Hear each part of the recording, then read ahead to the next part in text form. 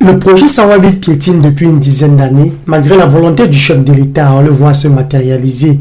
Pour comprendre ce retard, le secrétaire général du ministère de l'Habitat et du Développement urbain vient de présider à Douala un atelier visant l'évaluation stratégique et l'impact environnemental de ce projet. Nous avons constaté qu'il y a trop de conflits entre les partenaires et avec certaines populations. Donc nous avons préconisé que le comité local, qui est présidé par le gouverneur de la région du littoral, fasse une réunion générale pour évaluer tous ces éléments afin de rendre compte au Premier ministre chef du gouvernement. Au cours de cette rencontre, Amadou Sadaouna a tenu un langage de vérité avec les différentes parties prenantes, une initiative bien accueillie par l'autorité traditionnelle. Aujourd'hui, je me réjouis que le secrétaire général du MINDU ait associé les chefs traditionnels dans le projet Sawabi. Il faudrait qu'un jour on sache jusqu'où va le domaine portuaire, le domaine aéroportuaire et qu'on voit ce qui reste pour les populations. Même si ces 4 dernières années ont été marquées par une évolution considérable sur les dossiers, l'atelier a également servi de rappel à l'ordre pour chacune des parties, en passant tout d'abord par une clarification des rôles à jouer sur le terrain.